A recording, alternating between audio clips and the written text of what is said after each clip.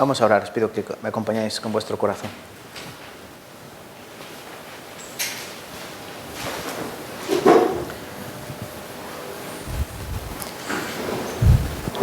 Señor Dios, Padre eterno que vives y reinas, queremos pedirte un día más, Señor, que seas propicio a nosotros. Que un día más tu gracia soberana se derrame sobre cada uno de los corazones que están hoy aquí.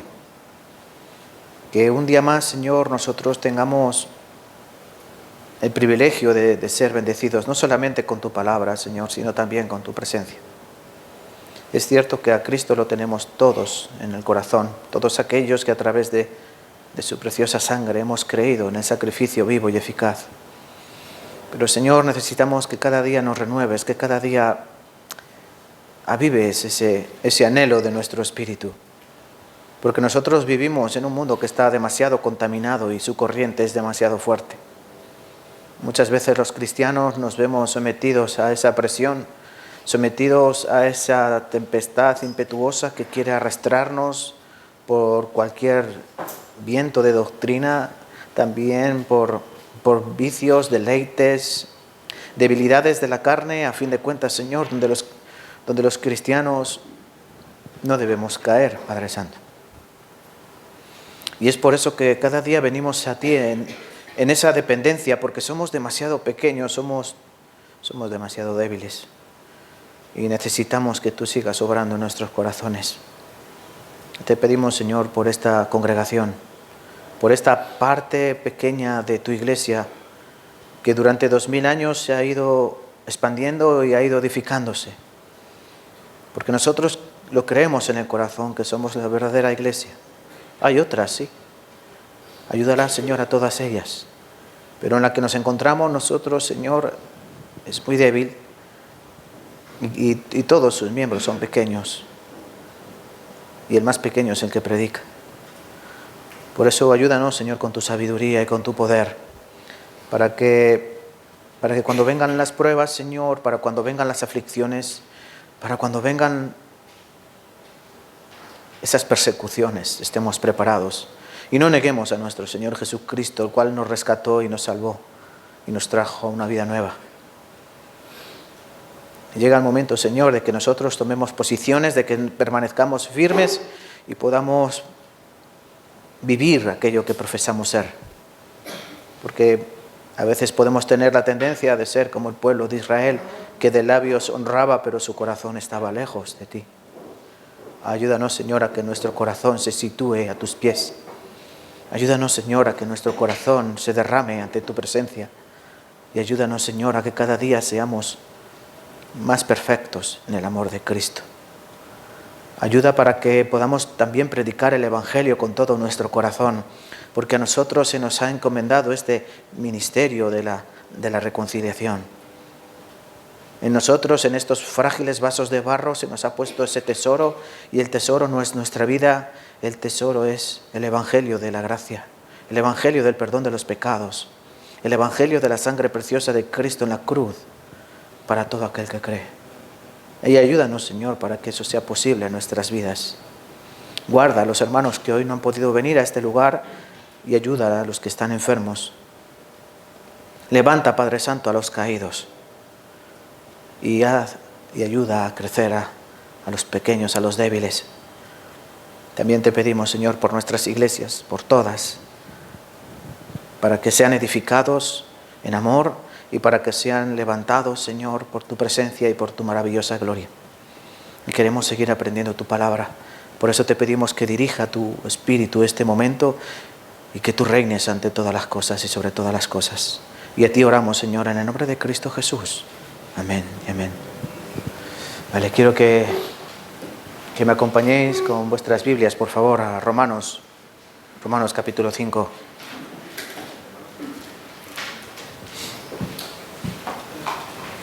Romanos capítulo 5, versículos del 1 al 11.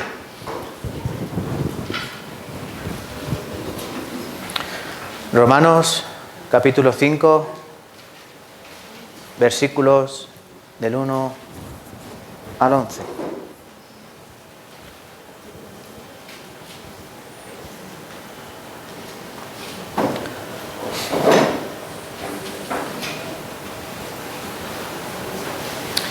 Vamos a leer juntos. ¿Sí? ¿Me acompañáis? Leyendo juntos todos. Romanos capítulo 5, versículos del 1 al 11. Justificados, pues, por la fe tenemos paz para con Dios por medio de nuestro Señor Jesucristo, por quien también tenemos entrada por la fe en la gracia a la cual estamos firmes y nos gloriamos en la esperanza de la gloria de Dios. Y no solo esto, sino que también nos gloriamos en las tribulaciones, sabiendo que la tribulación produce paciencia, y la paciencia prueba, y la prueba esperanza, y la esperanza no avergüenza, porque el amor de Dios ha sido derramado en nuestros corazones por el Espíritu Santo que nos fue dado. Porque Cristo, cuando aún éramos débiles, a su tiempo murió por los impíos. Ciertamente apenas morirá alguno por un justo. Con todo, pudiera ser que alguno osara morir por el bueno. Mas Dios muestra su amor para con nosotros en que siendo aún pecadores, Cristo murió por nosotros. Pues mucho más, estando ya justificados en su sangre, por él seremos salvos de la ira. Porque si siendo enemigos fuimos reconciliados con Dios por la muerte de su Hijo, mucho más, estando reconciliados, seremos salvos por su vida. Y no solo esto, sino que también nos gloriamos en Dios por el Señor nuestro Jesucristo, por quien hemos recibido ahora la reconciliación. Hasta aquí.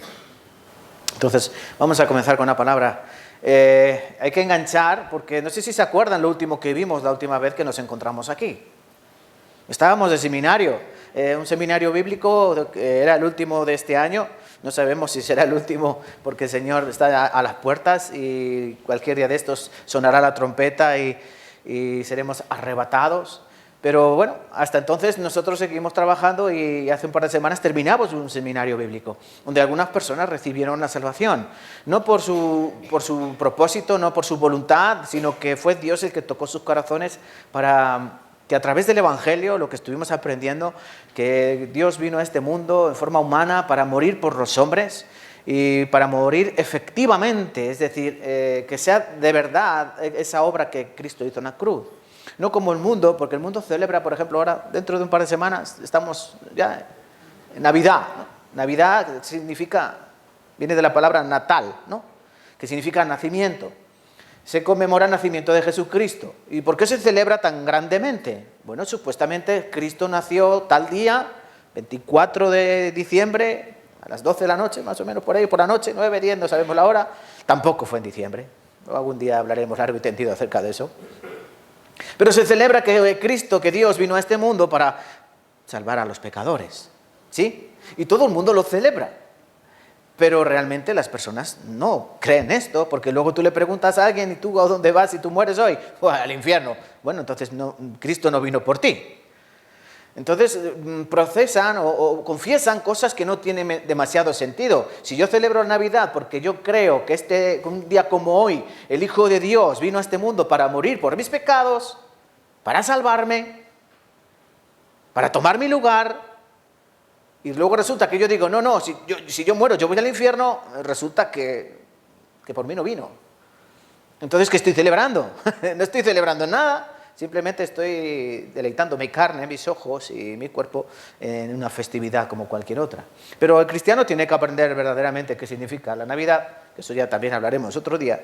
Pero lo que yo quiero hoy, dando la mano el último día que terminamos con el seminario bíblico, acerca de la seguridad de la salvación. Porque la salvación es algo tan seguro que lo debemos tener grabado a fuego en nuestros corazones. Es importante. ¿Por qué es importante? Muy bien, les explico. Miren, todos nosotros, por lo menos los que escudriñamos la Escritura, sabemos y luego discernimos, tenemos el poder del Espíritu Santo para discernir entre las cosas que son correctas y las cosas que son incorrectas. Yo, por ejemplo, cuando vivía en el catolicismo, yo vengo del catolicismo, yo me bauticé, cuando era bebé, me bautizaron, me pusieron el nombre de Julián, así se llamaba mi abuelo.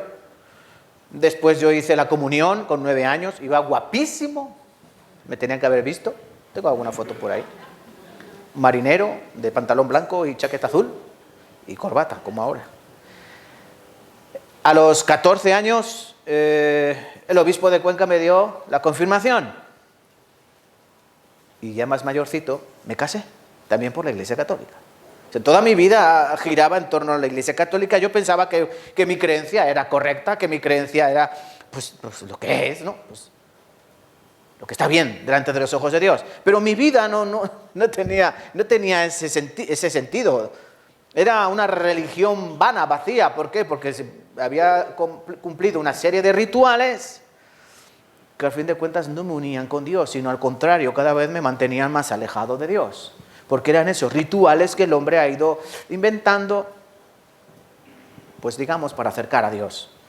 Bueno, ahora cuando yo conocí a Cristo, cuando yo entendí verdaderamente lo que es la palabra de Dios, yo abrí mis ojos, bueno, el Señor abrió mis ojos, para entender verdaderamente que todo eso estaba mal, estaba equivocado, estaba errado. Y eso lo saben ustedes, ¿no? Sabemos cuántas cosas están erradas. Por ejemplo, los testigos de Jehová también tienen muchos errores doctrinales. Aunque ellos quieren predicar con mucho corazón, porque miren, no he visto ningún testigo de Jehová que no se esfuerce. Y en ese sentido me dan envidia, porque ellos se esfuerzan. A mí me gustaría ver a dos de ustedes puestos con un carrito, dando folletos o dando bolis, allí donde se ponen ellos, en el Cerky Park, por ejemplo, que los he visto algunas veces. Pero nosotros no estamos allí. Ellos no pasarán vergüenza. Ellos no les insultarán o no los mirarán raros diciendo, oh vaya. ¿Sí? ¿Y nosotros no somos capaces de hacer eso? Pero ellos están equivocados en su doctrina. Por muy buen corazón que tengan, ocurre como los judíos. Los judíos tenían un buen corazón. En el fondo ellos querían agradar a Dios. En el fondo ellos buscaban, mírenme a mí, en el fondo ellos buscaban a Dios. Pero si nosotros no tenemos la verdad divina, no sirve de nada. ¿Por qué estoy explicando esto? Muy sencillo. Porque es incluso dentro del cristianismo donde hay también doctrinas equivocadas. Y eso es más triste. Porque está bien que el católico apostólico, pues como yo antes, arrastrado por las costumbres, por tradiciones y por digamos, empujado por tu familia, pues sigues ahí, pim, ¿no? Sota caballo rey, como decimos en mi país. Bueno, el testigo de Jehová con el anhelo, bueno, pues están ahí. Pero el cristiano que tiene la palabra verdadera, que tiene la Biblia, que escudriña su Biblia cada día, también tienen malas doctrinas. Y una de ellas es la pérdida de la salvación. Por eso yo quiero que hoy aprendamos acerca de esto, de la seguridad de la salvación. Porque si yo no creo que mi salvación es segura, entonces yo no tengo salvación. ¿No? Si yo creo que sigo en peligro, no tengo salvación. ¿De qué me ha salvado el Señor? Si yo considero que todavía queda algo pendiente, no me ha salvado de nada, entonces tu salvación es vana, tu fe es vana, es muerta en sí misma. Por eso la palabra de hoy es eso. Ese título le podemos poner una seguridad de salvación. Para que entiendan, y sobre todo aquellas personas que recibieron la salvación hace 2 semanas, que sepan que no se la van a quitar. Que sepa que no se puede perder. Que sepa que es eterna. Que es tuya. Que es un regalo de Dios. Que no es un regalo de hombre. Porque el hombre, los regalos del hombre sí se pueden perder, ¿o no? Pero el regalo de Dios no se puede perder. ¿Por qué? Porque es de Dios. Y Dios no va a venir a ti a decirte, devuélveme lo que es mío. No, porque Él ya lo dio. Alguna vez he contado, ¿no? Cuando tenía yo una pareja que le di muchos regalos y cuando la dejé, fui a su casa a pedirle los regalos. Terrible ese Julián, ¿eh? ¿Habéis hecho alguna vez esto? Oye, que yo te regalé esto y ahora ya no me caes bien o ya no te quiero, devuélvemelo. Eso no se hace, eso está feísimo. Enséñeselo a sus hijos. Santa Rita, lo que se da, no se quita. Bueno, tenemos que confiar en que la salvación de Cristo es segura como Él es seguro, como Él es fiable. Por eso, escuchen atentamente, porque esto hay que enseñarlo. Hay iglesias cristianas donde piensan que si tú cometes pecado, vuelves a ser condenado. Pero Cristo no enseña eso. Cristo enseña que si tú estás agarrado, afirmado en la piedra que es Él, no hay nada ni nadie que te pueda apartar de Él. ¿Y cómo podemos aprender eso? Bueno, este pasaje de Romanos capítulo 5 es el más genuino. Este pasaje es el más auténtico y este pasaje es el que nos va a enseñar, como si alguien lo comparó, y ahí me voy a arraigar yo, como si fuera una cadena de 6 eslabones, 6 puntos fundamentales que vamos a encontrar desde el versículo 1 al versículo 11 de Romanos. Y estos 6 eslabones, estas 6 cuestiones, debes conocerlas. ¿Por qué? Porque te ayudarán a vivir la vida cristiana de manera genuina. Te ayudarán a ser un cristiano 100%. ¿Sí? Un cristiano verdadero, que vive según la palabra, y no según creencias, o según costumbres, o según tradiciones, o según lo que se enseña en mi iglesia, y punto. No, tiene que ser Dios el que nos abra tanto el corazón como el entendimiento, ¿vale? Entonces vamos a empezar, y les voy a leer nuevamente en Romanos capítulo 5, versículo 1, porque vamos a ver este primer eslabón. Bueno, pues la salvación es algo real, ¿no? La salvación es el perdón de pecados. Eso es la salvación, enseña la Biblia, ¿no? ¿Qué es la salvación? El perdón de pecados. ¿Qué es la salvación? Nacer de nuevo. ¿Qué es la salvación? Tener vida eterna. ¿Qué es la salvación? Ser hecho hijo de Dios. Antes, ¿qué era yo? Pues yo era un pecador, antes yo era un condenado a muerte. Bueno, de hecho, Pablo dice que estábamos muertos en delitos y pecados. Y yo era hijo de ira, no era hijo de Dios, era hijo de ira, lo mismo que los demás. Y yo iba a tener una muerte eterna en el infierno. Una muerte eterna para Dios, porque mi alma, mi conciencia seguirá existiendo en el Hades. O sea, en el Hades y después en el lago de fuego, donde el humo dice que sube, el humo de su tormento sube por los siglos de los siglos y no tienen reposo ni de día ni de noche. Eso no lo digo yo, eso dice la palabra de Dios. Entonces, queremos conocer esta cadena que nos agarra más a esa salvación. Romanos 5, versículo 1. Os leo yo, ¿vale? Justificados, pues, por la fe, tenemos paz para con Dios. Y ahí paramos, porque ahí tenemos el primer eslabón, el primer aro que nos va a agarrar a la salvación. Porque mi salvación es segura. ¿Es segura? Sí. ¿Y quién lo dice? Dios mismo. Aquí dice, justificados pues por la fe, tenemos paz para con Dios. Muy importante esa palabra. Paz para con Dios, no paz para con los hombres, porque con los hombres vamos a estar siempre en guerra. El hombre siempre va a estar en guerra, siempre ha habido guerras, nosotros siempre lo vemos ahí, las guerras están ahí. Si no es el norte con el sur, como era antes, el norte contra el sur. Si no son por las políticas, los de derecha contra la izquierda. Si no son por los colores, el blanco contra el negro. Si no son, es por la religión, el judío con el musulmán o el cristiano con el musulmán. Siempre ha habido guerras y en el corazón del hombre siempre estará la guerra. Pero miren, hay una cosa que es peor para nosotros y es ser enemigos de Dios. Ah, pero es que somos enemigos de Dios. ¿Tú qué crees? La Biblia nos dice que Dios está airado con el impío todos los días. ¿Cuántos? Todos los días. Y hay gente que tú le hablas de Dios y dice, con estas palabras textuales, bueno, no, pero yo a Dios, yo lo respeto, ¿no?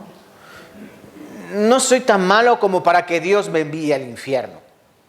Bueno, yo creo que hay gente mucho peor que yo, que ellos sí merecen el infierno, pero yo creo que luego Dios, pues bueno, como que va a hacer un poquito la vista gorda y no pasa nada. Total, Dios es amor y no me va a condenar por unas pocas cosas malas que yo haya hecho en mi vida.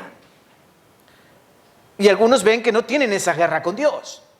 Bueno, ese no es tu problema. El problema es que sí, Dios tiene la guerra contra ti.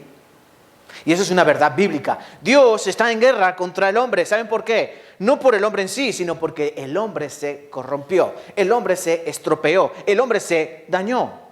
Romanos 3 dice así. Versículo 10, como está escrito, no hay justo ni aun uno, no hay quien entienda, no hay quien busque a Dios, todos se desviaron, a unas se hicieron inútiles, no hay quien haga lo bueno, no hay quien ni siquiera un uno. Jeremías capítulo 5, versículo 1, Dios le dice a Jeremías, búscame a alguien en Jerusalén, búscame uno, un justo, búscame uno y yo la perdonaré. Y Jerusalén fue destruida. ¿Por qué? Porque no había ni un justo. El versículo 13 de Romanos 3 continúa diciendo: sepulcro abierto es su garganta, con su lengua engañan, veneno de áspides, de serpiente hay debajo de sus labios, su boca está llena de maldición y de amargura, sus pies se apresuran para derramar sangre. ¿De quién está hablando? ¿De quién está hablando? ¿Del malo malote de tu barrio? No, está hablando de ti. Ay, no, sí. El problema es que tú no te ves así. El problema es que tú no te ves tan dañado, tú no te ves tan enfermo, tú no te ves tan pecador. Pero Dios sí te ve así, amigo mío. Porque Él es santo, santo, santo. Él no puede tomar por inocente al culpable. Aunque cuando quebrantes uno de sus mandamientos, tú ya estás sentenciado. Para Dios, no para ti. Tú tienes el entendimiento entenebrecido, ajeno a las cosas de Dios. Pero Dios te ve con ojos de ira. Por eso vuelvo a repetir, en Efesios 2, Pablo dice, es que nosotros éramos hijos de ira, lo mismo que todos los demás, y esto por naturaleza. Tú no hace falta que hagas nada porque tú naturalmente eres enemigo de Dios, aunque tú no lo sepas. Pero lo asombroso es lo que trajo Cristo. Con su muerte en la cruz, con su sacrificio, con el derramamiento de su sangre, ¿saben qué trajo? Paz para con Dios, no paz de hombre. Cuando Cristo resucitó y apareció en medio de los discípulos, recuerden, estaban los 12 ahí medio asustaditos, la puerta cerrada, el cerrojo echado, el candado puesto, ahí no había que entrar, no se podía entrar nadie. Dice que Cristo apareció en medio de ellos. ¿Y qué les dijo? Shalom. Shalom. Es una palabra parecida a lo que tienen los musulmanes, ¿no? De hecho, es la misma raíz, paz. Los musulmanes dicen, Shalom Aleikum, Aleikum Salam. La paz está contigo, contigo está la paz. Cristo dijo, Shalom, paz a vosotros. Yo os traigo la paz, pero no la paz del mundo, sino la paz de Dios. Porque el mundo, ¿qué dice? El mundo no hay paz. Yo no os traigo la paz del mundo, porque la paz del mundo es mentira. El 6 de diciembre del año, si no me equivoco, 1941, no sé, si me equivoco lo siento, pero creo que sí fue el 6 de diciembre del 41, cuando los japoneses bombardearon en las islas que se encontraban del Pacífico, que eran americanas, bombardearon Pearl Harbor. ¿Sí? ¿No fue el 6 de diciembre o por ahí? ¿El 7? Ah, el 7. Bueno, lo planearon el 6. No, estaba planeado semanas antes ese ataque. Un ataque que consistiría en todos los aviones japoneses tenían que sobrevolar el Pacífico. Los japoneses sabían que se iban a quedar sin gasolina, pero les importaba un bledo. El caso es que ellos iban a destruir toda la flota marina de los Estados Unidos. Iban a diezmar, iban a aniquilar toda su flota y de esa manera debilitar ese ejército poderoso. ¿Saben qué ocurrió una semana antes? El emperador de Japón mandó una carta de paz a Churchill, me parece que era el presidente de los Estados Unidos, y le mandó una carta de paz, diciendo, no, tranquilo, que el mundo está en guerra, porque Alemania ya había invadido Polonia, Alemania se encontraba en medio de una gran guerra, donde estaban metidos pues Italia, estaba metida Reino Unido, estaba metido Rusia, le llamaban el eje del mal al eje italiano, alemán, italiano, y japonés, ¿no? Pero Japón dijo, no, nosotros, paz, nosotros tranquilos, que no vamos a hacer nada, que nosotros somos neutrales. Bueno, una semana después, bombardearon esa flota de Pearl Harbor. Así comenzó Estados Unidos, se metió en la Segunda Guerra Mundial. ¿Ven la paz del mundo? Te mandan una carta de paz, un mensajero de paz, pero ¿qué ocurre? Por detrás está planeando cómo destruirte. Ese es el diablo. El diablo te dice, no, tranquilo, que contigo no va la cosa.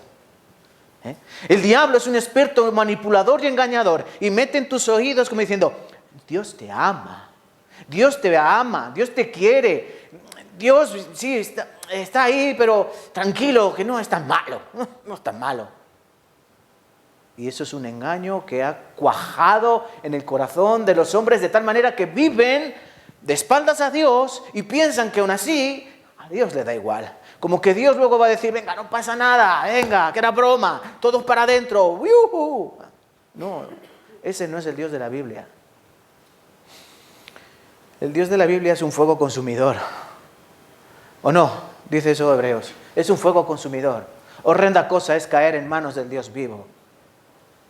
Dios tiene ira santa, sí, y la va a derramar. Apocalipsis capítulo 16 en adelante dice que va a derramar toda esa ira. ¿Sobre quién? Sobre todas las naciones.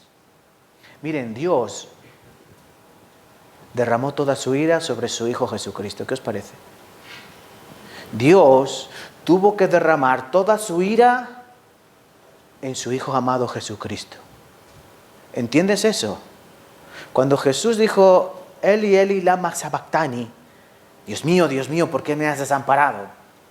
¿Qué ocurría en ese preciso momento? No es que Dios hubiese vuelto la espalda así a su Hijo y diciendo, lo siento, no te voy a hacer caso, como lo haces a tu hijo, ¿no? Cuando te enfadas, no quiero saber nada, no, Dios, no estaba haciendo Dios eso. Dios estaba cogiendo el cáliz de su ira, porque la ira de Dios está en cáliz, en copas, derramándola sobre su propio Hijo, porque ¿saben qué? Al que no conoció pecado, por nosotros lo hizo pecado, para que nosotros fuésemos justificados en Él. Eso es una palabra muy importante. Cristo no conoció pecado, pero Dios lo hizo pecado. Y como Jesús tenía cargado, ¿se acuerdan? En la pantalla puse, ¿no? una diapositiva donde puse algunas caras, ¿no? Cristo cargó el pecado, ¿de quién? De Andrea, ¿sí? ¿Cargó tu pecado? De Ángelo, ¿cargó tu pecado? Patricia, ¿cargó tu pecado? ¿Cargó tu pecado? ¿Cargó tu pecado? Cristo estaba cargado con cada uno de los sacos pecaminosos que tú y yo tenemos. Y la muerte de Cristo no era suficiente morir. Escuchen, es que la clave no es que Cristo murió. Cuando vemos la muerte de Cristo en la pantalla, y los látigos, y nosotros decimos, wow, porque pensamos que, si me lo hicieran a mí, ¿no? ¡Qué dolor! Pero no, es que lo que experimentó Jesús fue más allá. Los clavos, el látigo, la espina.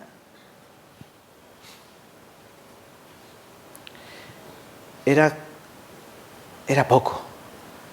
Cristo estaba sufriendo la ira de Dios en sus propias carnes.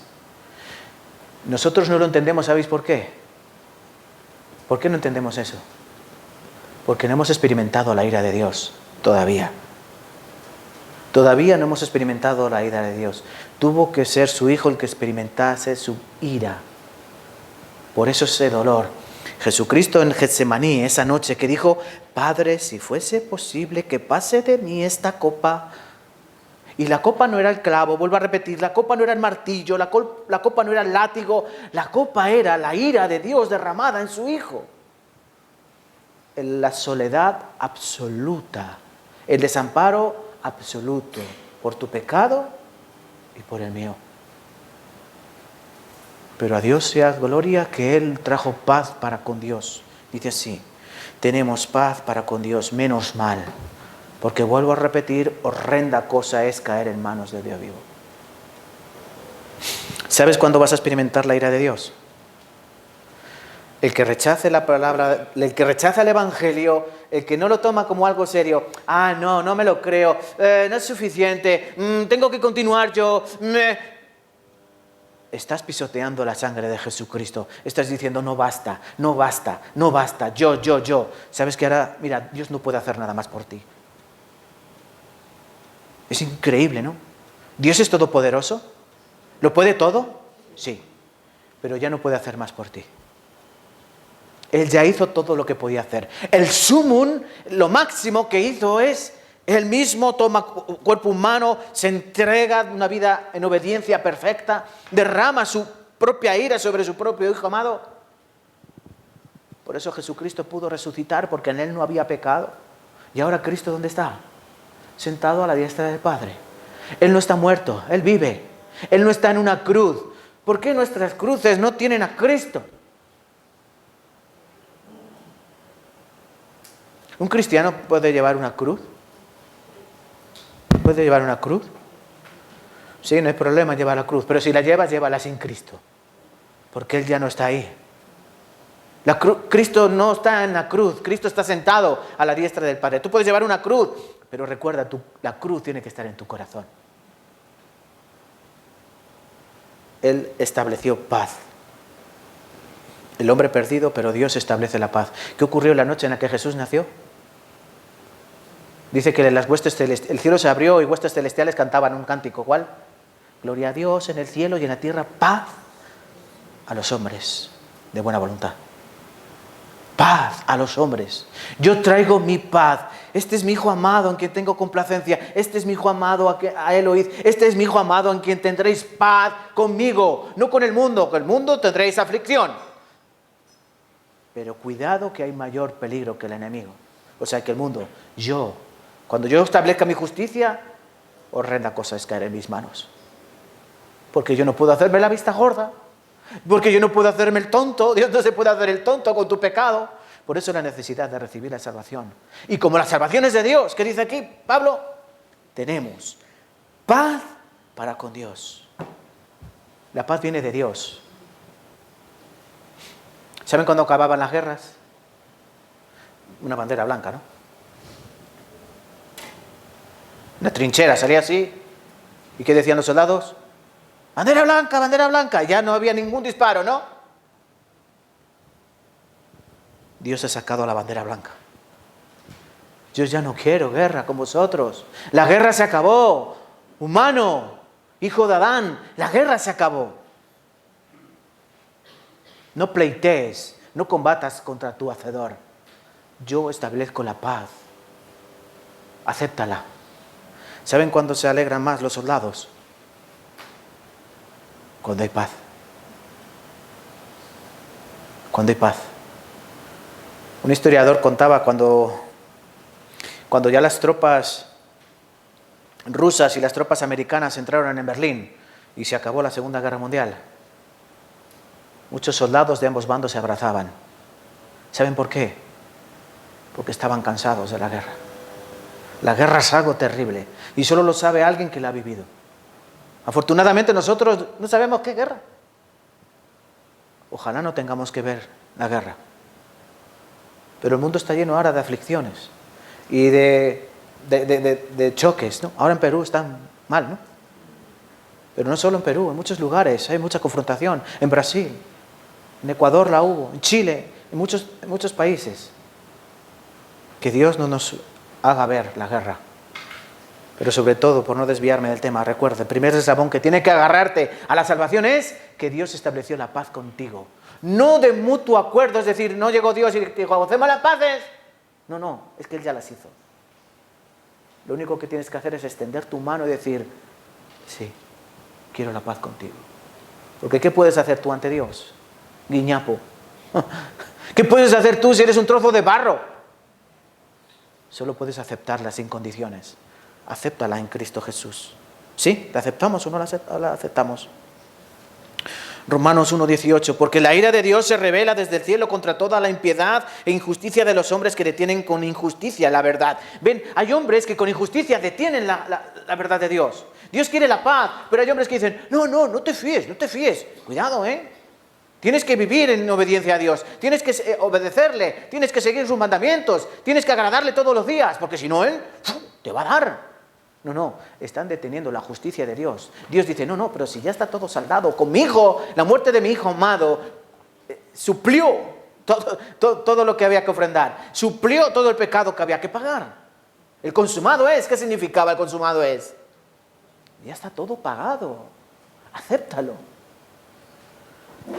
El que no lo acepta, ¿qué ocurre? La ira de Dios se revela desde el cielo contra él. Efesios 5, versículo 6. Ninguno se engañe con vanas palabras, porque debido a estas cosas viene la ira de Dios en contra de los hijos de desobediencia. ¿Hay hijos desobedientes? Sí, pero no son hijos verdaderamente.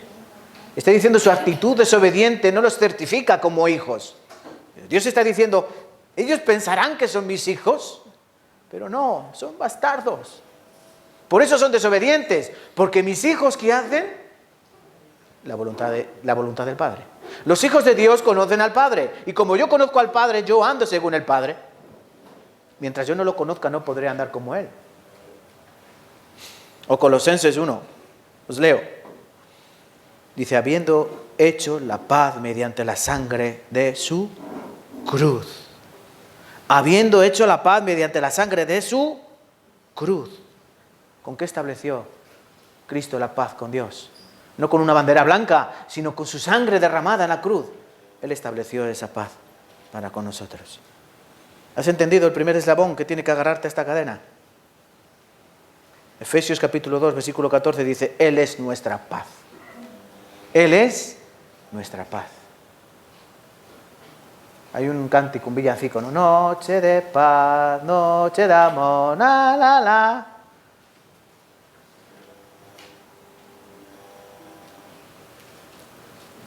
¿Verdaderamente comprendes la paz que Dios trajo? Hay gente que cantará eso, noche de paz, pero algún día, si no han aceptado el sacrificio de Cristo como su redentor, como su redención, su cántico será otro. Será noche de ira, de oscuridad, de maldición, de perdón, o sea, de perdición. Por eso agárrate a la cruz de Cristo. El segundo eslabón. Romanos capítulo 5, ¿tenemos? Sí. Por la fe tenemos paz para con Dios por medio de Cristo Jesús, el primer eslabón de nuestra cadena que nos debe agarrar a esa seguridad de salvación. El siguiente, ¿cuál sería? Continúa diciendo Romanos 5. Por medio de nuestro Señor Jesucristo, por quien tenemos entrada por la fe a esta gracia en la cual estamos firmes. Aquí hay dos cosas importantes. Dice, tenemos entrada, tenemos. ¿Qué dice? ¿Tenemos o tendré o un condicional? No, tendré, algo es afirmativo, es una afirmación. Tenemos, y ya es algo pasado, ¿no? Por quien también tenemos entrada por la fe a esta gracia, en la cual estamos firmes. Y esa palabra firmes es muy importante, porque certifica tu lugar delante de Cristo, delante de Dios. Firme. Y esa palabra significa agarrado, establecido, colocado, posicionado, firmes delante del Señor. Yo ya tengo una entrada.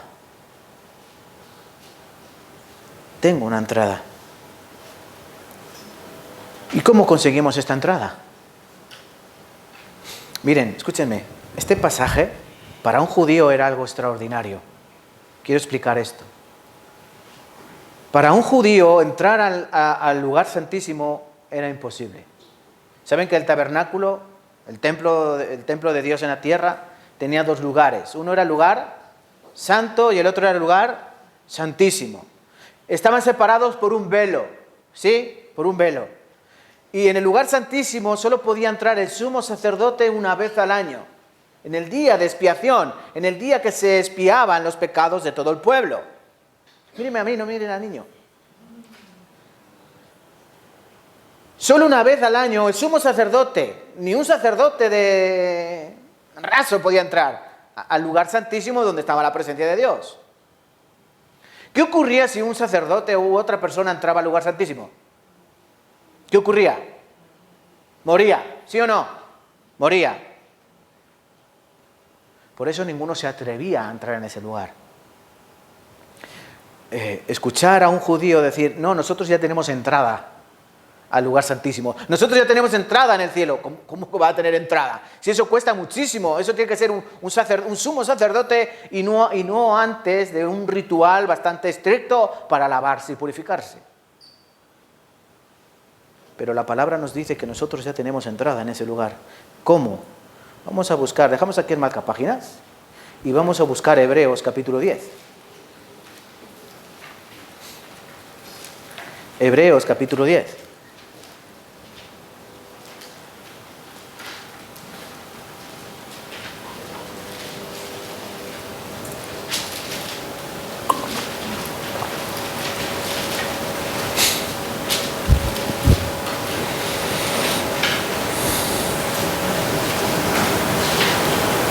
¿Lo tenemos? ¿Sí? Os leo Hebreos capítulo 10, vosotros me seguís. Hebreos 10, versículo 17. Y añade, Y nunca más me acordaré de sus pecados y transgresiones. Mira un momento, ¿qué pone ahí? Nunca más me acordaré de sus pecados y transgresiones. ¿De quién? De aquellos que creen, como dicen los pasajes anteriores, que con una sola ofrenda hizo perfectos a los santificados, que con una sola ofrenda Él hizo perfectos a todos, que con una sola ofrenda Cristo perdonó los pecados de toda la humanidad. Dice, y aquellos que creen eso, dice, nunca más me acordaré de sus pecados y transgresiones. Entonces los que están agarrados a Cristo, a la cruz de Cristo, cuando estén en presencia de Dios, Dios dirá, yo no me acuerdo de tus pecados. No me acordaré de tus transgresiones. Y continúa diciendo, pues donde hay remisión, donde hay pago de estos, no hay más ofrenda por el pecado. Así que, hermanos, teniendo libertad para entrar en el lugar santísimo por la sangre de Jesucristo. Mira, antes el sacerdote no podía entrar libremente, sino que se tenía que purificar, tenía que sacrificar un animal por sus propios pecados. Y después de eso, y de lavarse bien lavado, y ponerse toda la parafernalia de hábito, vestimenta sacerdotal, tenía que pasar con la sangre de ese macho cabrío, pasar dentro del velo. Y miren, hermanos, era un visto y no visto. El velo era muy, ¿cómo les diría yo? No era como esto de aquí, muy finito. Era un velo muy vasto, muy denso. Y no sé si han entrado alguna vez de estas, las típicas carnicerías antiguas que tenían como una lona y que pesa mucho, que la apartas y pesa muchísimo, ¿no? Porque mantiene, digamos, la temperatura fría del interior. Bueno, ese velo era muy pesado. Pero el sacerdote entraba así como un poquito y enseguida tenía que rociar la sangre y no se quedaba ahí mirando, observando, oh, qué bonito esto, tal, tal, tal. A ver el arca si está todo. No, tenía que salir rápido. Y así una vez al año. Pero aquí dice así que, hermanos, teniendo libertad para entrar en el lugar santísimo por la sangre de Jesucristo, por el camino nuevo y vivo que Él nos abrió a través del velo, esto es, su carne. El velo que estaba en medio, ¿qué representaba? El cuerpo de Cristo. En Marcos 15, 38 dice que cuando Cristo murió, exclamó, ¿qué pasó con el velo? Se rasgó de arriba hacia abajo. Lo dice así literal. Y el velo del templo se rasgó de arriba abajo, no de abajo arriba. No, de arriba, de Dios, abajo, hacia los hombres. Y se rasgó, dando a entender que ya no había nada intermedio. No había nada que estorbase la relación entre los hombres y Dios. Él usó a su Hijo, crucificándolo, derramando su ira entre el cielo y la tierra, porque fue levantado, ¿no? Levantado en la cruz significa que Él estaba entre el cielo y la tierra, entre los hombres y Dios, para establecer la paz entre Dios y los hombres. Y ahora nos ha abierto, dice, un camino nuevo. Cristo dijo, yo hago nuevas todas las cosas. Y la cosa nueva en este sentido es que Él hizo el camino nuevo. Antes el camino para Dios, ¿cuál era? El traer animales continuamente y tener fe en que la muerte de esa oveja, de esa paloma, de esa tórtola, la muerte de ese cabrito era suficiente para perdonar mi pecado. Pero ahora, a través de la sangre, como dice aquí, de su Hijo amado, fue Dios el que rasgó el velo. Recuerda, no fue el hombre el que lo rompió, fue Dios el que lo rasgó de arriba abajo para establecer ese camino nuevo. ¿Y ahora qué tiene que hacer uno? Entrar, ¿o no? Simplemente tiene que entrar. ¿Qué tenían que hacer los judíos cuando con el grito se cayeron las murallas de Jericó? ¿Qué tenían que hacer? Entrar. Solo tenían que entrar. ¿Qué hicieron los judíos al salir de Egipto cuando Dios dividió las aguas del Mar Rojo? ¿Qué tenían que hacer? Entrar, cruzar o no. No crucéis a ver si se va a caer el agua. Entraron así. Entraron confiadamente, atravesaron el mar en seco, dice la palabra, confiados. Cuando cruzaron el río Jordán, después de 40 años en el desierto, ¿cómo entraron? Dice que también el agua se paró y ellos entraron sin temor. Pues entonces la palabra nos enseña, nos advierte, nos exhorta. Entra por el camino nuevo. ¿Cuál es? El velo. Esa es la seguridad, porque es de Dios para el hombre. Recuerda, de Dios para el hombre. Y ese es el eslabón que tenemos. La firmeza. La firmeza y la entrada. Dios ya te dio la entrada. ¿Cuándo fue la última vez que fuiste a un concierto? ¿O a un evento? ¿O a un museo? ¿O al circo? ¿Algún sitio, no? Necesitas entrada. ¿Y quién puede entrar? El que tiene entrada. Sin entrada no puedes entrar. Y ahora yo puedo preguntar, ¿tú tienes entrada al cielo? A ver, muéstrame tu código QR. Porque ahora vas así, ¿no? Al cine o a otros sitios, no hace falta ya papel. Enseñas el código QR, ¡pic! Pasa. Tú necesitas la entrada. ¿Y dónde está la entrada? Debe estar en tu corazón. La sangre de Cristo tiene que estar en tu corazón. Y tú ya tienes entrada. Y nadie te la va a quitar. Tú puedes perder el teléfono, ya no puedes entrar. No tengo entrada. No, que la ha comprado, te lo juro, señor portero. No puedes entrar. Yo quiero ver tu entrada. Bueno, Señor, Dios ve el corazón. Y cuando ve la sangre de su Hijo amado, dice, pasa. Y no solo pasa, sino que también nos mantiene firmes en una vida de aflicción. Gálatas capítulo 5, versículo 4. Esto lo dice a las personas que no creen en eso.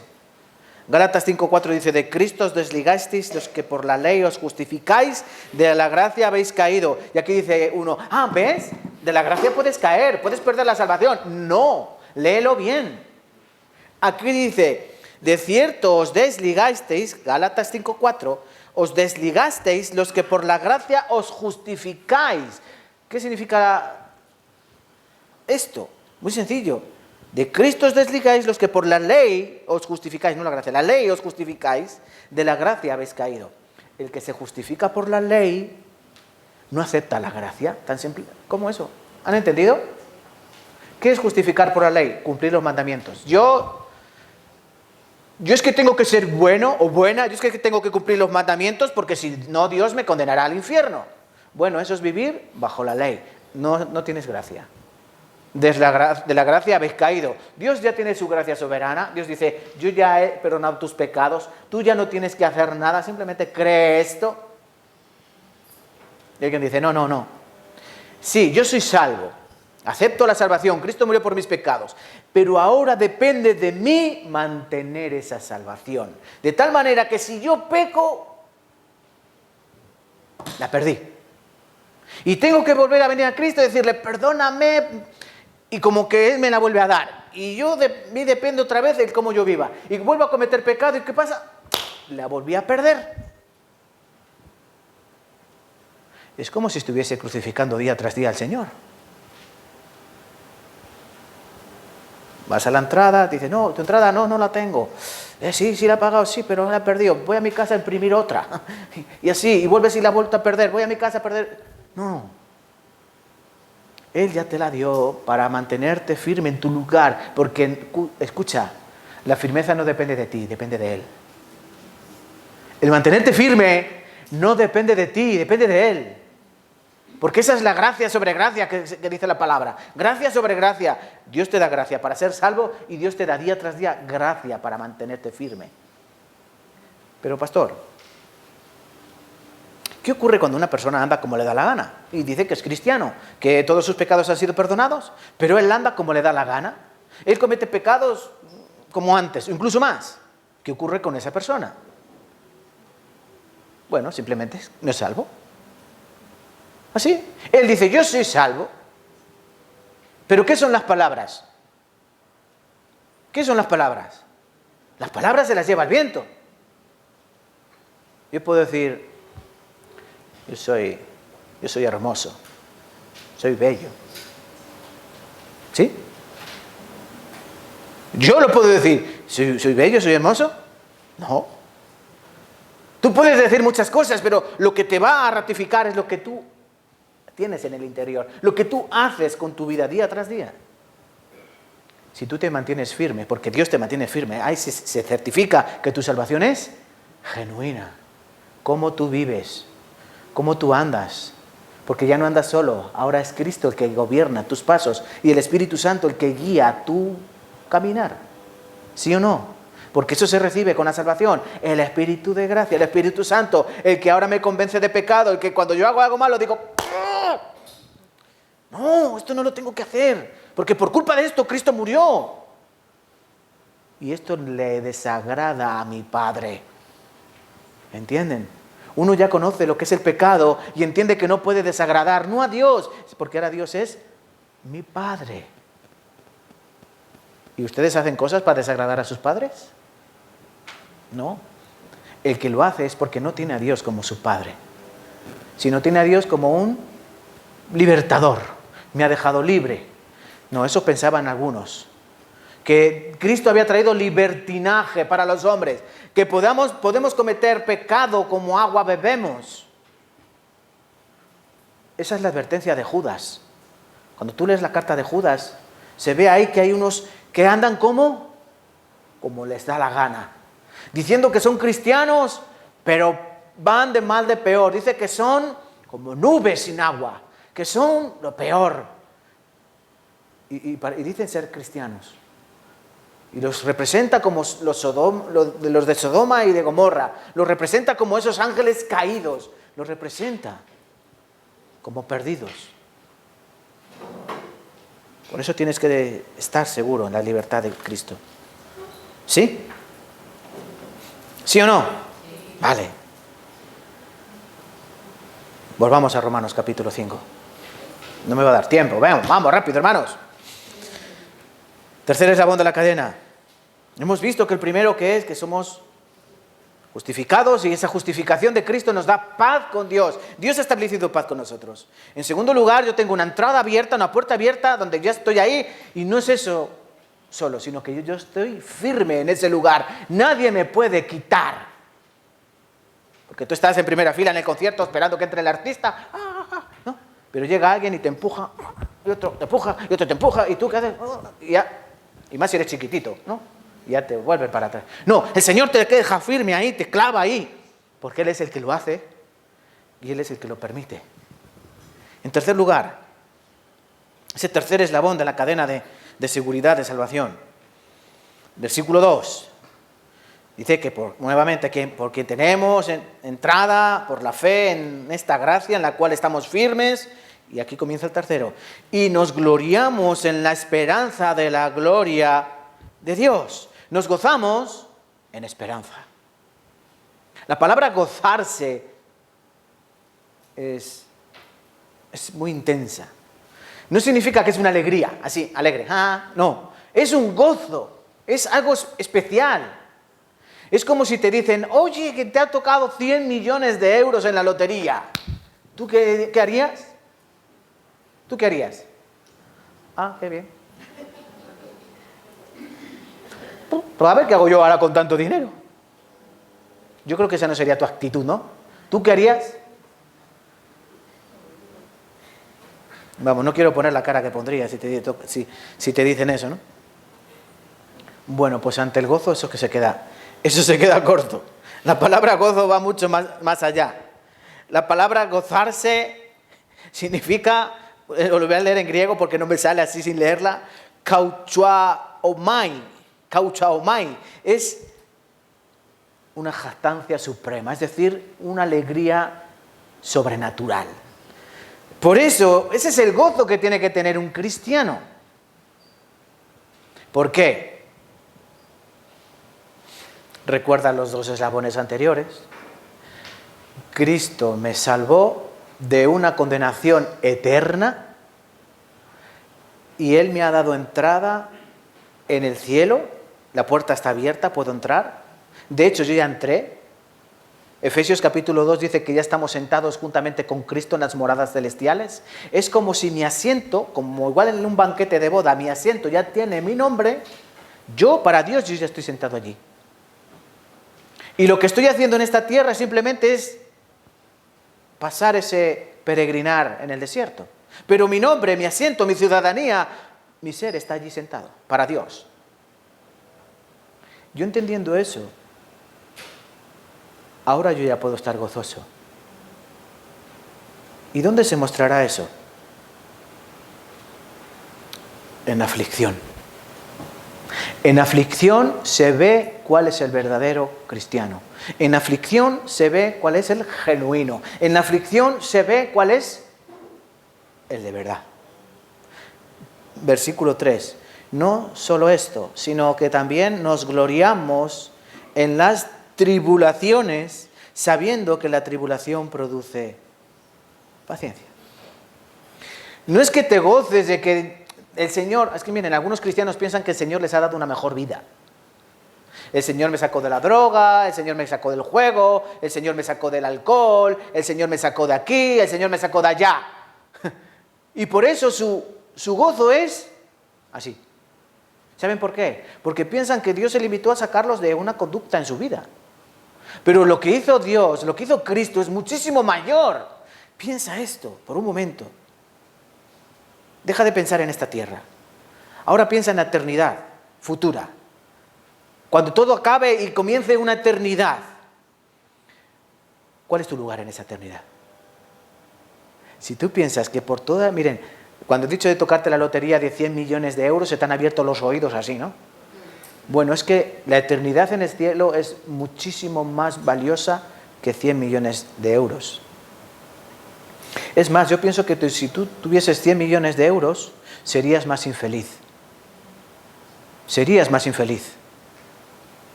Porque los gastarías mal. Los gastarías para ti.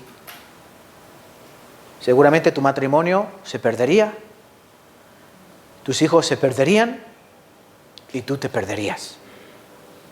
Porque el amor al dinero es raíz de todos los males. Y si tú tienes mucho dinero, tú tendrás acceso a muchos males. Por eso el Señor no quiere cristianos ricos. ¿Quiere cristianos ricos? No. Si Dios quisiese cristianos ricos, todos nosotros tendríamos dinero y no gracias a la lotería, precisamente. Dios quiere hijos que sean suficientes, que estén agradecidos, no con lo económico, no con lo material. No os afanéis, que habéis de comer, que habéis de vestir. No. Vuestro Padre sabe que tenéis necesidad de eso, pero hay una cosa más importante. Más primero, buscad ¿la qué? El reino de Dios es justicia, porque las demás cosas os serán añadidas. Preocúpate en buscar la puerta estrecha, esa que te da acceso al cielo. Y cuando ya la has encontrado, ¿qué tienes que hacer? Gozoso, esa es la actitud cristiana. Con gozo, caminar. Pero aquí dice que habrá aflicción y tribulación y persecución. ¿Y cuál es la actitud del cristiano? Eso no es. Pablo dijo, pues... Tengo por cierto que las aflicciones del tiempo presente no son comparables con la gloria venidera que nosotros ha de manifestarse, ¿no? Las aflicciones del tiempo presente no son comparables a lo que vendrá después. Esa debe ser tu actitud. Tribulación, la palabra griega utilizada es dilipsis o lipsis. Significa eso, presión. Lo que tiene que sufrir la uva para sacar el vino, ¿qué es? Si tú no exprimes la uva, ¿saldrá el mosto? No. Si tú exprimes la aceituna, ¿saldrá el aceite? No. Bueno, si tú no exprimes al cristiano, no sale nada. No sale nada. Y eso Dios lo sabe. ¿Y qué hace con el cristiano? Dios lo coge y lo exprime. ¿Saben por qué? Porque hizo eso con su Hijo. Lo exprimió para derramar su preciosa sangre. ¿Y ahora nosotros qué debemos hacer? Algunos piensan que la vida cristiana es un paseo en góndola. Que la vida cristiana es un viaje donde Cristo es el que conduce. Llévame donde tú quieras. No. El Señor te va a oprimir, te va a estrujar para que salga lo mejor de ti. Mira, el que hace el vino no machaca la uva esperando que salga ajenjo, ¿no? Él la machaca esperando que salga un buen vino, con grado. El que exprime el aceite, ¿lo hace para qué? Para tener aceite virgen extra. El bueno. Cristo, el Señor nos exprime para que salga lo mejor de nosotros. Cuando no hay presión, cuando no hay aflicción, de nosotros no sale nada. Por eso es necesaria. ¿Y esa presión qué hará? ¿Qué producirá en nosotros? Ahí es donde se ve el cristiano verdadero. Si cuando Dios te oprime, cuando Dios te aplasta, cuando Dios te somete a presión, sale queja, murmullo, sale rechazo a Dios, ¿qué ocurre? Amigo, no eres de Dios. Pero cuando Dios te oprime y de ti sale gozo, bienaventurado eres. Eres del Señor. Es una actitud muy diferente, ¿no? Por eso pídele al Señor que te aflija. Porque es necesario que seamos afligidos en diversas pruebas. Para que una vez sometida a prueba vuestra fe, mucha más preciosa que el oro refinado que se prueba, ¿qué hará? Dice que mostrará verdaderamente lo que es. Y ahí muchos cristianos se ve que no son de Él. Muchos cristianos, digo entre comillas, ¿por qué? Porque cuando son afligidos, cuando son apresados, cuando son aplastados, ¿qué sale de ellos? ¿Por qué Dios hace esto? ¿Pero por qué Dios? ¿Pero por qué Dios? ¿Dónde está el gozo? ¿Dónde está la alegría? Oye, pero ¿por qué están así de tristes? ¿Por qué están serios? ¿Por qué el gozo no certifica nuestra vida? ¿Saben por qué? Porque todavía somos niños. Todavía somos niños. Por eso Dios no nos puede presionar mucho. Porque si nos presiona, ¿qué ocurrirá? ¿Qué ocurre si Dios nos presiona? Alguien me preguntó, haciendo un tipo de consulta, no era consulta, era en el retiro. Es que yo espero el castigo de Dios. ¿Por qué no me castiga? ¿Por qué no me castiga? ¿Por qué no me castiga? Y dije, ¿tú sabes por qué Dios no te castiga? Porque estás tan enfermo que si Dios te castiga, si Dios te mete la mano, tú no te levantas. El Señor lo que está esperando es que tú te levantes para después darte. Si tu hijo hace algo malo, no, está haciendo una travesura, está subido por la escalera, niño que te vas a caer, niño que te vas a caer, y está y pum, y se cae. ¿Y tú qué haces? Lo primero, te lo he dicho que te ibas a caer, ¿así? No, estás bien. Y digo, sí, pero estás bien, no se te ha roto nada. No me ha roto nada. Te he dicho que sí, ¿no? Y ahí le das. Cuando ves que está bien, ahí le das. Pero si está llorando, que se ha roto algo, tú no le das. ¿Tú qué haces? Lo llevas al hospital. Que ya cuando salga del hospital ya le espera.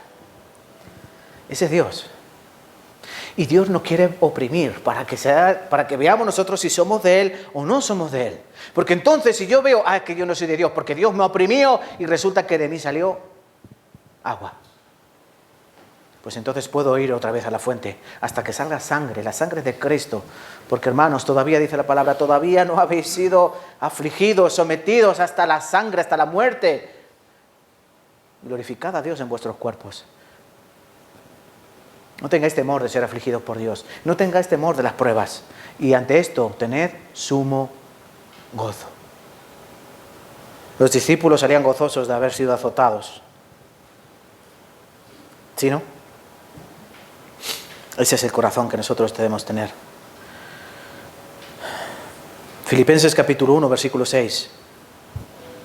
Estando persuadidos de esto, que el que comenzó en vosotros la buena obra la perfeccionará hasta el día postrero. Esto es lo que hace el Señor. Nos va perfeccionando. ¿Y cómo Dios nos perfecciona? Prueba. Este es el eslabón. El creyente presionado, o el creyente que es presionado por Dios, ¿qué da? ¿Qué produce? Dice aquí, versículo 3. La tribulación produce paciencia, la paciencia prueba, y la prueba esperanza, y la esperanza no avergüenza. Esto es como un proceso, ¿no? Viene tribulación, y cuando tú la superas con gozo, cuando tú la pasas con gozo, ¿qué sale? Paciencia. ¿Y la paciencia qué es? El que está perseverando en aflicción. Por eso los enfermos, cuando vamos al centro de salud o a urgencias, ¿cómo te llaman? El paciente. ¿No? ¿Por qué? Porque tienes que estar paciente ahí hasta que te toque. Así que espera, por eso eres paciente, porque sí, estás padeciendo, pero espera. A que te toquen y te llamen por tu nombre para tu pasar. Por eso eres el paciente, el que con paciencia espera. Si llega alguno, no, atiéndeme. No, espera. Y el Señor te dice, ten paciencia, porque la paciencia produce prueba. Y la prueba, esperanza. Esto significa que la vida cristiana es una prueba y ser paciente. Y otra prueba y paciente. Y otra prueba y paciente. Y otra prueba y paciente. Y de esta manera se desarrolla la esperanza. Porque la esperanza es chiquitita. Y cuando va pasando prueba y paciencia, la esperanza va creciendo. Y es una esperanza, como dice aquí, que no se avergüenza. Es una esperanza que no se queja. Es una esperanza que es certera. Y esa esperanza no viene sola. Esa esperanza viene acompañada de amor. Por eso es la buena. Ese es el cuarto eslabón. Lo encontramos en el versículo 6, en el 5 y 6. Os leo. La esperanza no avergüenza, porque el amor de Dios ha sido derramado en nuestros corazones por el Espíritu Santo que nos fue dado. Porque Cristo, cuando aún éramos débiles, a su tiempo murió por los impíos. Y miren lo que dice aquí, qué importante, qué hermoso. Ciertamente apenas morirá alguno por el justo. Con todo, pudiera ser que alguno muriera, o osara morir, por el bueno. ¿Pero tú morirías por uno malo? ¿Sacrificarías tu vida por un violador, un asesino, psicópata? ¿No, verdad? Bueno, versículo 8, más Dios muestra su amor para con nosotros, en que siendo aún pecadores, Cristo murió por nosotros. El cuarto eslabón es el amor. Porque Cristo murió por los impíos, que éramos tú y yo. Ese es el amor. Dios muestra el amor de Dios para con nosotros, en que siendo pecadores Cristo murió con nosotros. Este amor no es un amor cualquiera, no es un amor erótico, eros, de un hombre y una mujer, no es ese amor. ¿Saben por qué? Porque ese amor se va. Cuando se cae la carne, o cuando se engorda, o cuando se arruga, ya no hay atracción, no, ya no hay un amor erótico. Al contrario, dices, tápate. Es perecedero. Puede haber un amor fileo, un amor filial, como la iglesia de Filadelfia o Filadelfos, un amor de hermanos. Pero ese amor también es muy frágil. ¿Sabes por qué? Porque cuando tu hermano te mira mal, cuando tu hermano te habla mal, o cuando tu hermano peca contra ti, ¿qué ocurre con ese amor? Ya ese hermano no te cae bien, ¿qué ocurre con el amor? Se fue. Por eso ese amor tampoco es. El amor es el ágape en griego, amor incondicional, el amor de un padre a un hijo. ¿Sí? Yo os pregunto, madres, tú imagínate que tienes un hijo y tu hijo nace feo, feísimo, vamos, pero más feo que un cocodrilo. ¿Tú amarías o no amarías a tu hijo? Le verías hermoso. Le verías hermoso. Dios toca los ojos, ¿no?, de las madres. ¿Qué hijo más guapo, hermoso, feísimo?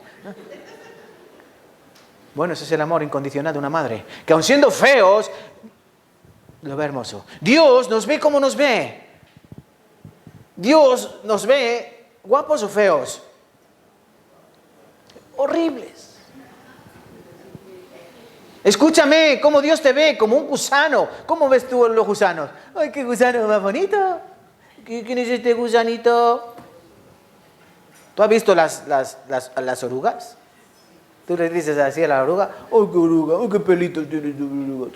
¿A que no? Es así. Bueno, pero Dios sabe que estos gusanos, si Él no hace algo, esos gusanos caerán en una muerte eterna por los siglos de los siglos.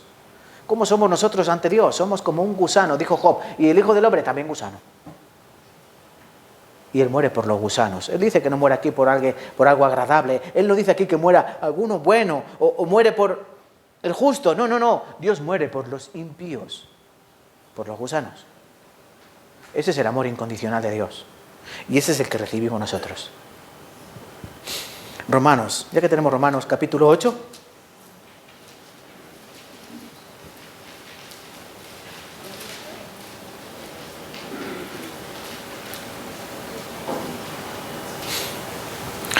Romanos capítulo 8, versículo 32.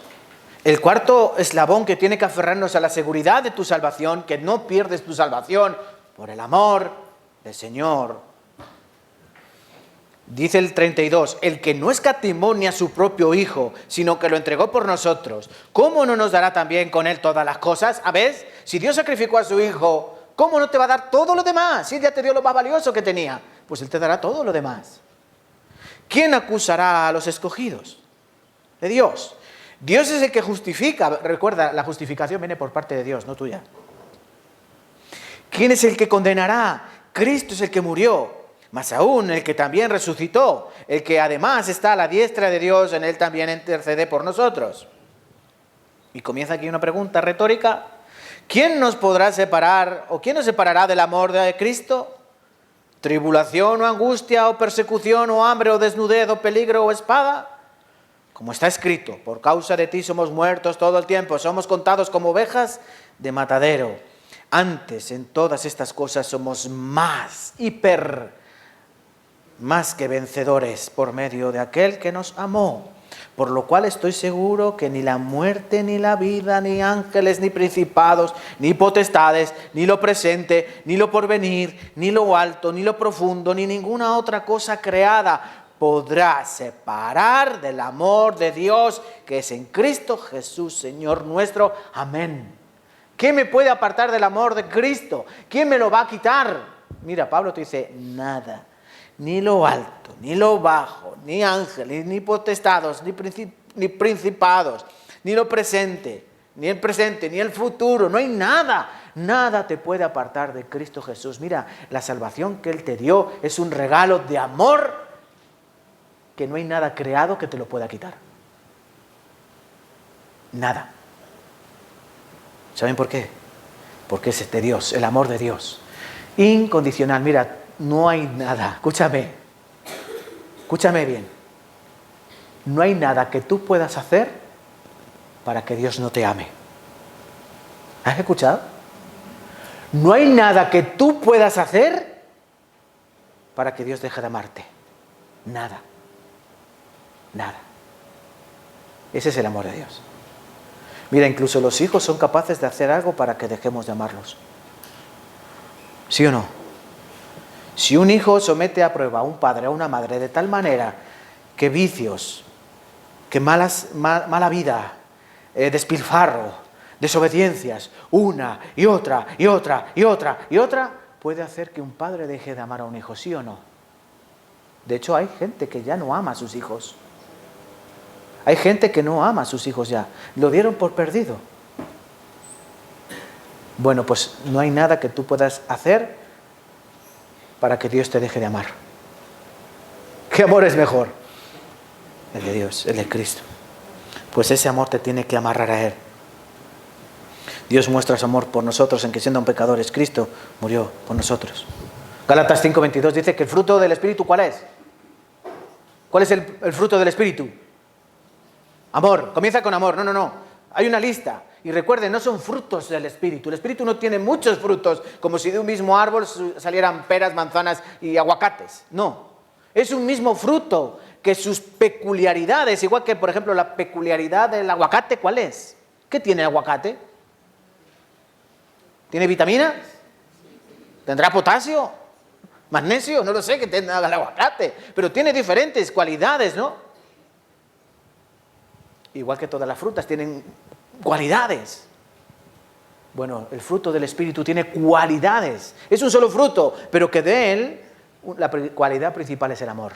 Amor, gozo, paz, paciencia, benignidad, fe, mansedumbre, templanza. Pero la primera, ¿cuál es? Cualidad, amor. Amor. De ti tiene que salir este amor. Y tú tienes que agarrarte a este amor de Dios, ¿vale? Quinto eslabón, más rápido. Volvemos a Romanos capítulo 5. Versículo 9.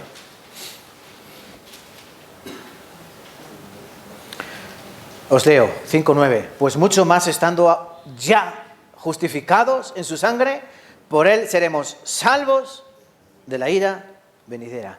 Mira, ¿quieres demostrarle a alguien que tu salvación incluye pasado, presente y futuro? Enséñale esto. ¿Qué abarca la salvación del cristiano? El pasado y el presente. Ahora ya el futuro depende de mí, de andar en buenos pasos y de andar agradándole, cumpliendo los mandamientos, amando a mis hermanos. Párate ahí. Mucho más estando ya justificados. ¿Cuándo estoy justificado? Ya. Ya. ¿Yo ya estoy justificado? Sí. ¿Cuándo? Ya. El día que oísteis y comprendisteis el Evangelio en verdad. Eso Colosenses capítulo 1, versículos 16 y 17, ¿no? Desde el día en que oísteis y conocisteis en verdad. Genuinamente, verdaderamente. Ahí tú naces de nuevo. ¿Y cuándo serás justificado? ¡Ya! Ya has sido justificado. ¿Cuándo? Hace 2000 años. Lo que pasa es que yo me enteré hoy. Yo me enteré hoy. Y por eso yo nací hoy. Yo vine a ser nueva criatura hoy. Pero ¿eso cuándo ocurrió? Ya, hace 2000 años. ¿Cuándo murió Cristo? Hace 2000 años. ¿Y me justifica ahora? Sí. El día que oíste y comprendiste, conociste de verdad, ese día, ya pasó, ¿no? Pero dice, en su sangre, claro, hace 2000 años. Por él seremos, subraya ahí ese verbo precioso, seremos salvos de la ira. ¿Seremos cuándo? En el futuro. ¿Cuándo seré yo salvo de la ira? En el futuro. Entonces, ¿mi salvación cuánto abarca? Pasado, Cristo ya lo hizo. Presente, yo lo he comprendido ahora. Y futuro, yo seré librado. Seremos salvos de la ira de Dios. ¿Y qué es la ira de Dios?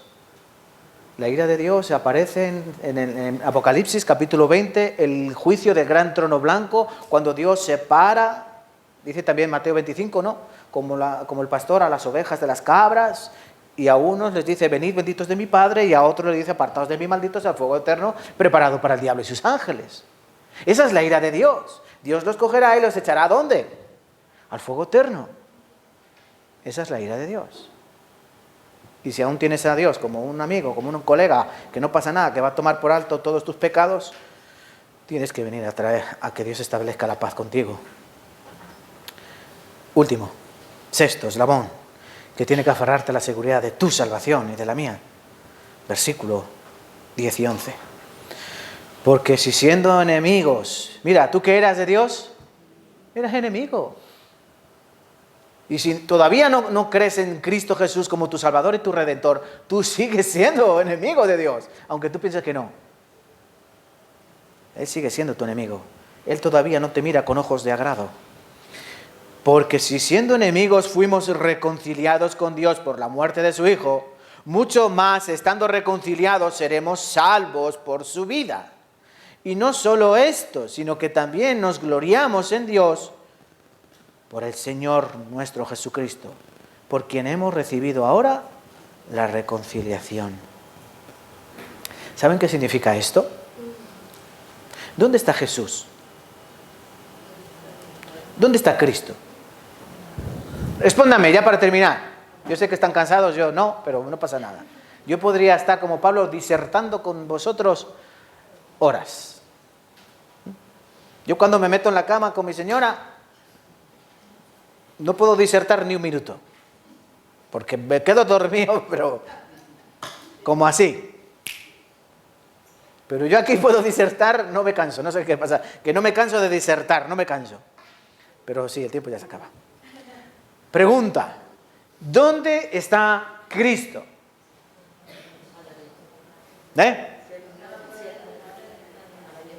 No, está aquí, en la cruz, aquí. Así. Él está sentado a la diestra, a la derecha de Dios. ¿Y qué hace? Ah, intercede por nosotros. ¿Qué es Jesús? Hebreos lo menciona como ese sumo sacerdote. Recuerden, el sacerdote, ¿qué es un sacerdote? El sacerdote es esa persona que está estableciendo la unión, está estableciendo la representación entre Dios y los hombres. Por eso se les llama sacerdotes. Están entre medias. Cuando yo era católico, ¿quién había entre medias de Dios y yo? El sacerdote. Yo iba a don... ¿Cómo se llamaba? Don Gregorio. Yo confesaba mis pecados y él decía, bueno, Julián, venga, vete ya, tus pecados han sido perdonados. Él hacía de intermediario, ¿sí? Pero no, ese no vale. Hay un sumo sacerdote, es Cristo, el representante. Él es el mediador, porque solo hay un mediador entre Dios y los hombres, Jesucristo, hombre. Y Él está sentado a la derecha del Padre simplemente, no porque esté cansado y diga, Padre, qué agotamiento de ser humano, no. Voy a sentar aquí un rato contigo, 2000 años para verlos aquí. Y desde este trono nosotros lo vamos a mirar como esos dioses griegos, a veces nos enseñan las películas, que son esos dioses que están sobre todo y lo ven todo. Así, y burlándose venga, vamos a hacerle que muera, venga, muérete. Y tú, no somos muñecos en manos de un Dios despiadado. Jesucristo está a la diestra del Padre intercediendo por nosotros. De tal manera que cuando un cristiano cae, ¿qué hace Cristo? Papá, es mío. Ups, así, ¿no? Él intercede por nosotros. Él cree en mi muerte, Él cree en mi sangre, Él cree en mi resurrección. Se lo pasamos por alto. ¿Y qué dice el Padre? No, venga, baja otra vez y muere otra vez. No, ya. Él es el sumo sacerdote que está ahí diciendo, papá, Él también es de los míos. Él también es tuyo. Y como ese intercesor, ora por nosotros con el Padre. Por eso está a la diestra del Padre. Romanos capítulo 8, versículo 27, 26 y 27. Dice, y de igual manera el Espíritu nos ayuda en nuestra debilidad, pues que hemos de pedir como conviene, no lo sabemos, pero el Espíritu mismo intercede por nosotros con gemidos indecibles, mas el que escudriña los corazones sabe cuál es la intención del Espíritu, porque conforme a la voluntad de Dios, intercede, nuevamente esta palabra, por los santos. Y versículo 34. ¿Quién es el que condenará? Cristo es el que murió, más aún el que también resucitó, el que además está a la diestra de Dios, el que también intercede. ¿Por quién? Por nosotros. 26, intercede. 27, intercede. 34, ¿qué hace Cristo? Intercede. Está sentado a la diestra y ¿qué hace? Intercede, intermedia. Yo morí ya por ellos. ¿Están justificados? ¿Todos los pecados han sido perdonados? Contesten. ¿Todos los pecados fueron perdonados? ¿De todo el mundo? ¿De toda la raza humana? ¿Desde el primer hombre hasta el último? Amén. ¿Y qué lleva al hombre al infierno? No creer esto. Yo no lo creo. Yo es que tengo que vivir una vida de obediencia. Yo es que tengo que esforzarme. Yo es que tengo que hacer esto. Yo es que de la gracia te has caído.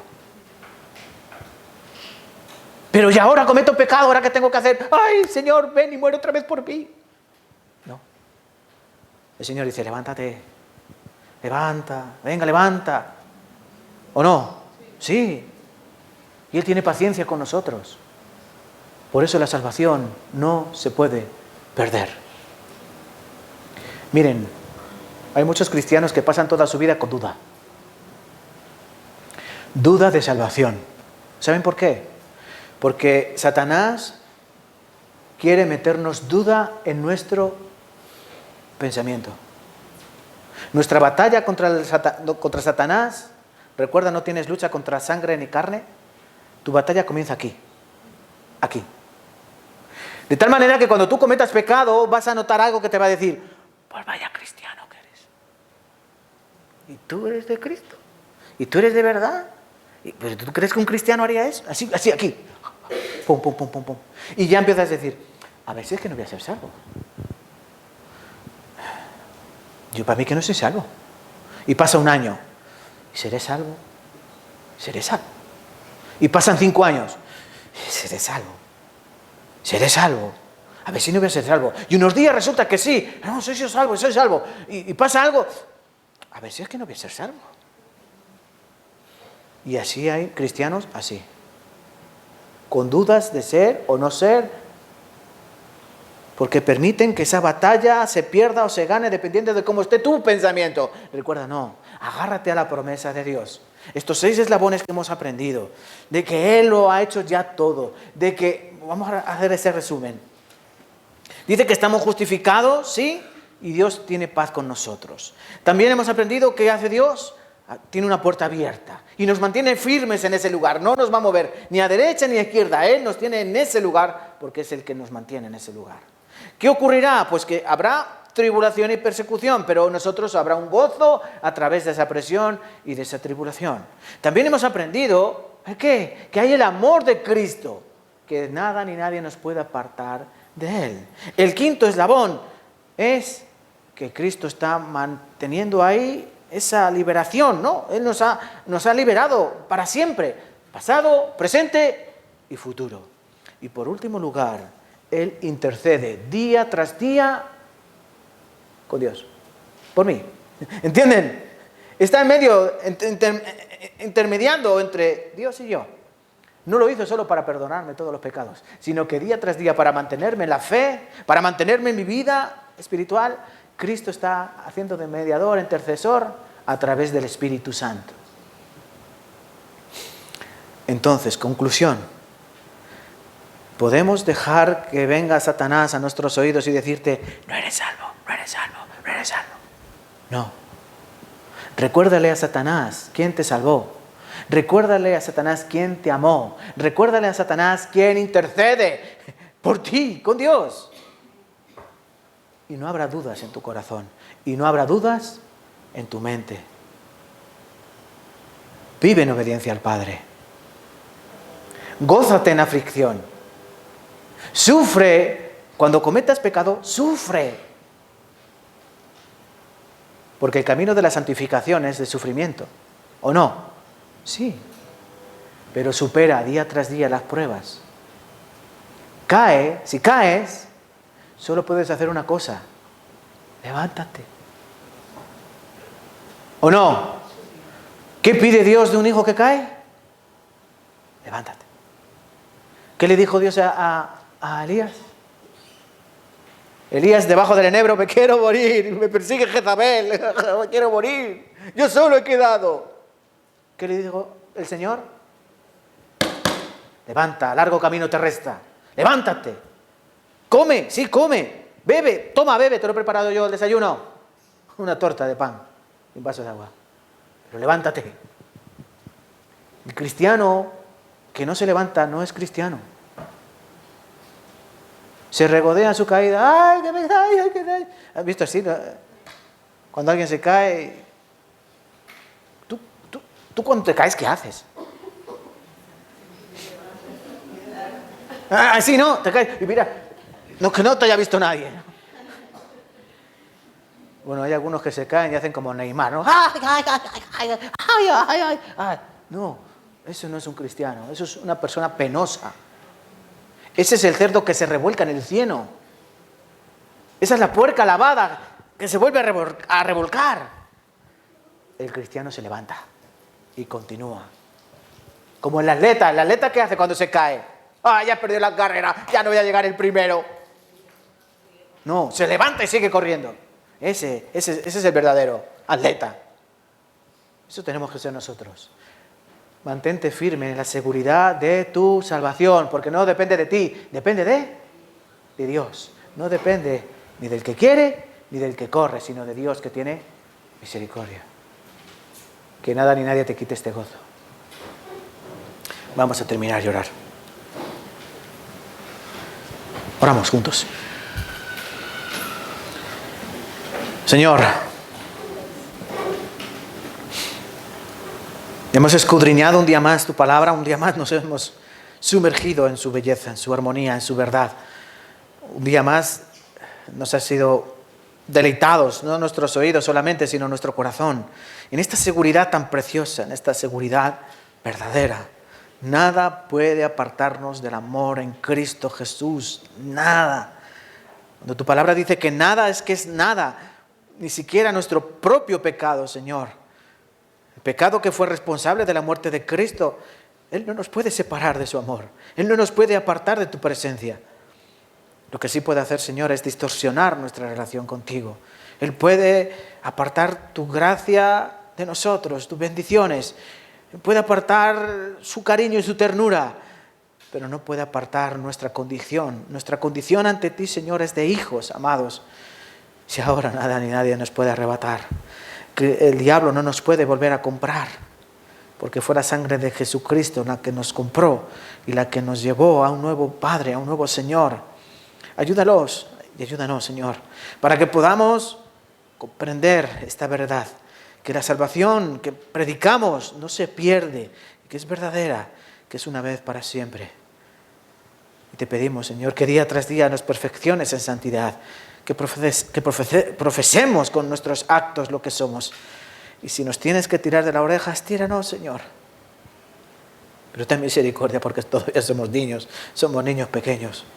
Pero guíanos, Señor, guíanos con tu maravillosa presencia, llévanos nuevamente a comprender de dónde viene nuestra salvación, de dónde viene nuestro socorro. Viene del Señor de los cielos, del Dios.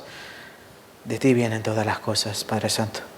Oramos en tu nombre y para la gloria de nuestro Señor Jesucristo. Amén y amén.